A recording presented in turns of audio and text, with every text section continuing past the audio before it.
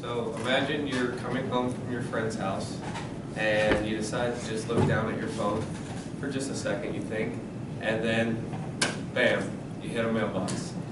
That's what happened to me, and I totaled my car as a result of that. Now today I'm going to tell you why you shouldn't be texting and driving or being on your phone at all while you're operating a vehicle. This matters to all of you because, I mean, you all have phones and you all know how to drive, and yeah, and we're all guilty of doing it at some point in our lives. So I'm going to tell you the consequences of texting and driving, other types of impaired driving and what we can do to stop, and the fines and penalties of this. So first, the consequences. The first consequence is the most important one, and that's death. According to EdgarSnyder.com, 21% of teen fatalities are due to teens distracted on their phones. In that same study, in 2013, 3,154 people were killed due to a texting and driving accident.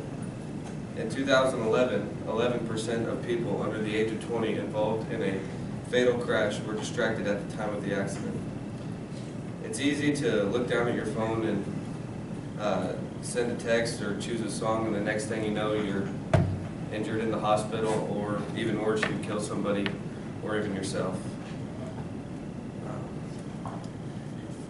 They're called accidents for a reason, so remember that. The next is wrecks.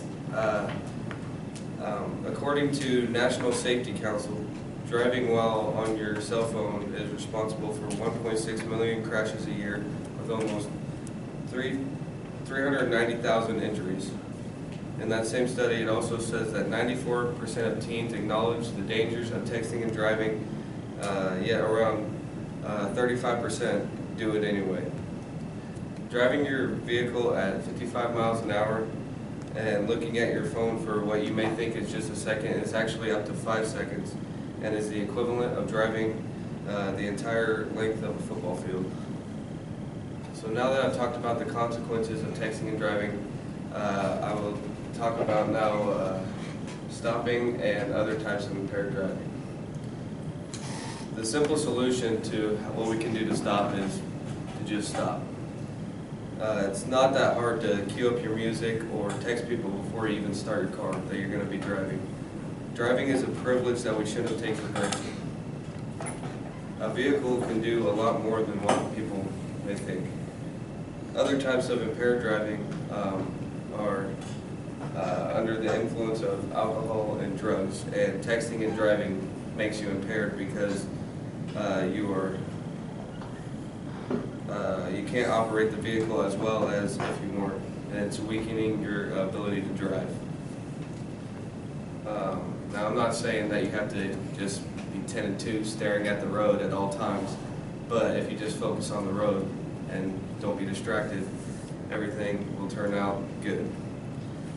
And so now that I've talked about stopping and impaired driving, we'll talk about the fines and penalties here. So each state has a different fine for texting and driving. For example, in my situation, I just had a fine and had to go pay it off in court, but I also just hit a mailbox. It could have been a lot worse if someone else was involved. According to drivinglaws.com, if there was a wreck and death was involved in Alaska, the driver would be charged with a felony.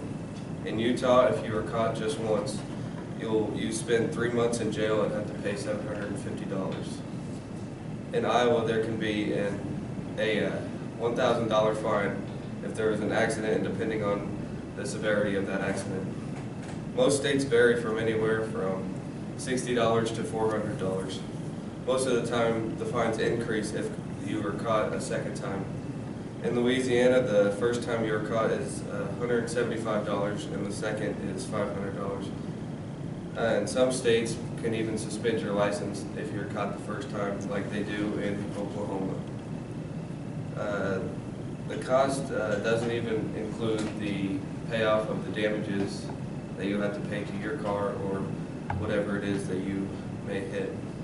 Now that I've talked about the penalty and fines, I'll recap. So we talked about the consequences, what we can do to stop, and other types of impaired driving, and the penalties. So the moral of the story is, don't do it because the consequences could be dire and it could make a major dent in your pocket. Thank you.